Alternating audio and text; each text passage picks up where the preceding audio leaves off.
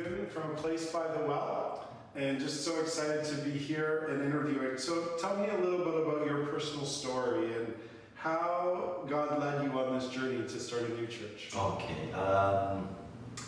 I committed my life to God when my son was born, my youngest son, about 25 years ago.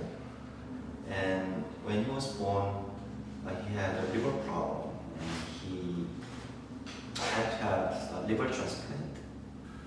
And so that year, when he was born to when he got liver transplant, which is about a year, and my wife and me, and had a really hard time.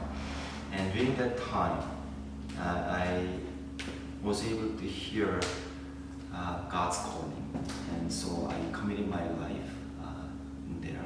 I tried to spend my life with my old church, the rest of my ministry life, I must say.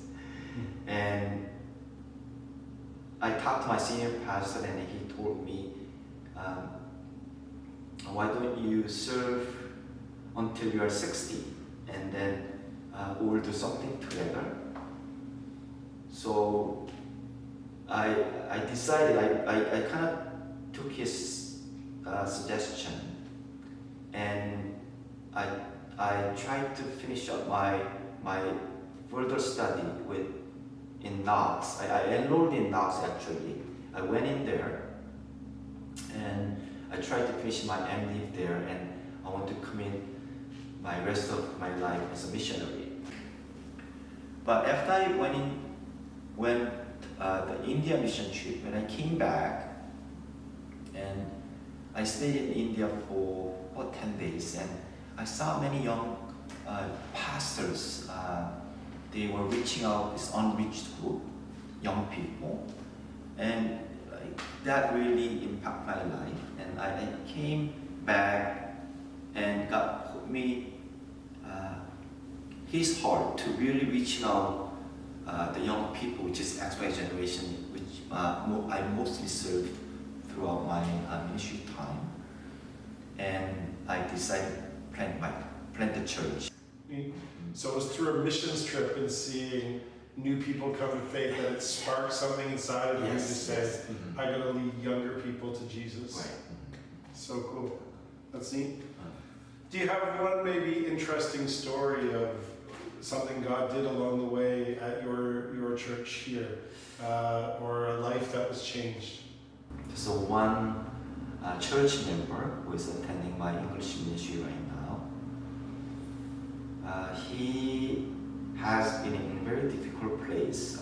He was addicting drugs and so on, and he didn't know his life direction, and he's late 30s right now, I believe, and was been struggling. And I've been known him so long, since he was young and he was teenagers. And after I planted the church, he came to our church and started coming out of our church. And it's been 2 years now, and he's been changing a lot. And he is the place where right now he's knocking to get God's calling, asking God really for his calling, for his future, and he's trying to get in Master Seminary College. Right now. And So from addiction to pursuing Bible college yes, now. yeah. Wow. Yeah. That's kind of neat. Yes. Talk about your passion for Toronto. Sure, okay. Tell us why you, Yeah. like what God's put on your heart for Toronto. I don't know why I have this passion and desire for people in downtown. So someday I believe that God is going to call us to be there, serve the people in the street, or even people in downtown. Many young people are living in there too right now, and I believe that God is calling them. I have a heart for these people, especially XY generation. They don't have clear direction. they know they have to make money, but other than that, they don't have any clear direction in their lives. Which means they have this great amount of spiritual emptiness. I was able to discover that. So, if God is going to give our church the opportunity to reach out to those people, we'll be so great and honored. Yeah. What would you give as advice to somebody who is going to start a new church? What would you say to somebody who said, I'm thinking about planting a church? What would you say? Prayer. Prayer. Yes, I believe that, yes, planting church is not my work, it's God's work. And I'm just be an instrument of God to really do His work.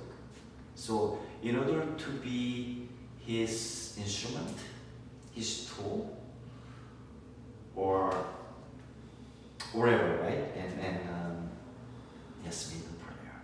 I think that's the most important thing. That's good. Being connected with God truly, and being led by the Holy Spirit. With my experience, as you know, I had to work and I had to serve the church.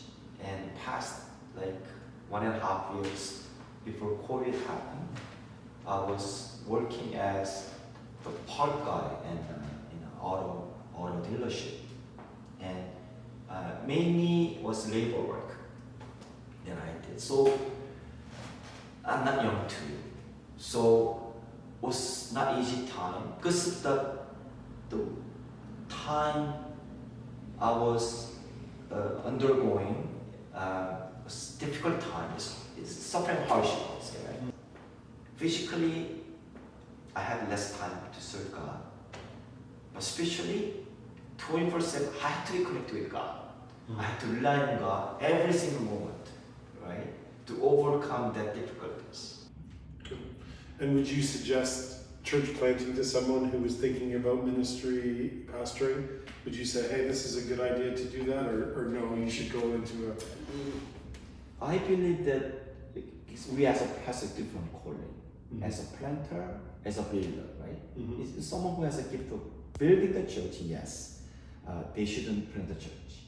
They should build the church while they are serving their own church. But if who is given the gift or calling to plant the church, yes, I would really strongly suggest to plant the church. It's an exciting journey. So I had to rely on God every single moment, and to serve church and to survive, right? So actually, that the time of suffering hardship gives me the place where I can grow more, knowing God more, and was able to get closer to God more. You said the most important thing for a church planter to do is prayer. So then we want to follow that up and say, how can we be praying for your church? Yes, we want to be as a church and the way God planned and the way God purposed. And we want to really please and honor and glorify our God. So it's not just about numbers, but it's about growing strong and growing healthy. Yeah. Tell me about your long-term vision for the church, or where do you see the church going in the next number of years? This is my hope and desire. If our church people, only let's say, right now it's about 40 people, Korean speaking, English speaking together. If we are as a church in a place where having very healthy relationship with God, knowing who God is truly, then I believe that God is going to use us to reach out the people who are in the same place. Who need to have true relationship